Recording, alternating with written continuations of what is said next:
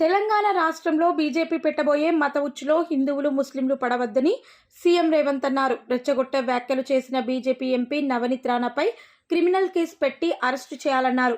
15 సెకండ్ల టైం ఇస్తే కోట్లాది మంది ప్రజల అంతు చూస్తామని బీజేపీ ఎంపీ అంటున్నారు. దీనిని మోదీ, అమిత్ షా సమర్థిస్తారా? సమర్థించకపోతే ఆమెను పార్టీ నుంచి బహిష్కరించాలని సరూర్ నగర్ సభలో డిమాండ్ చేశారు.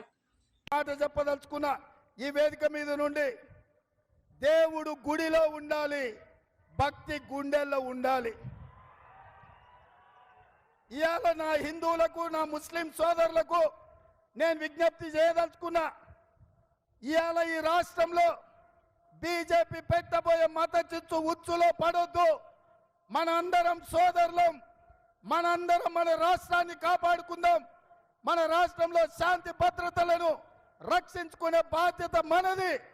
ఇవాళ రెచ్చగొట్టే ప్రకటన చేసిన పార్లమెంటు సభ్యురాల మీద తక్షణమే ఎన్నికల అధికారులు క్రిమినల్ కేసులు పెట్టాలి, అరెస్టు చేయాలి. మతాన్ని అడ్డం పెట్టుకొని ఎన్నికల్లో ఓట్లు అడిగి ప్రజల్ని రెచ్చగొట్టడం తీవ్రమైన నేరం. ఇవాళ ఈ హైదరాబాద్, ఈ తెలంగాణ గడ్డ మీదనే అమిత్ షా గారు ఉన్నారు. రేపు నరేంద్ర మోడీ గారు రాబోతున్నారు. నేను అడుగుతున్న అమిత్ షా, నరేంద్ర మోడీని, మీ పార్లమెంట్ సభ్యురాలు, మీ పార్టీ నాయకురాలు 15 సెకండ్ల సమయం ఇస్తే ఈ దేశంలో కోట్లాది మంది ప్రజల్ని అంతు చూస్తామన్నారు. మీరు సమర్థిస్తున్నారా? మీరు శిక్షిస్తారా?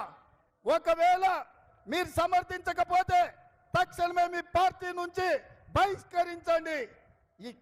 ఇవాళ కాంగ్రెస్ పార్టీ చెబుతుంది, దేవుడు గుడిలో ఉండాలి, భక్తి గుండెల్లో ఉండాలి.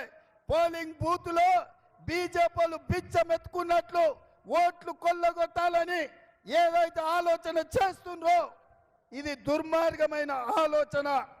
అందుకే మిత్రులారా, బీజేపీని తిప్పి కొట్టాలి, బీజేపీని ఎన్నికల్లో ఓడించాలి.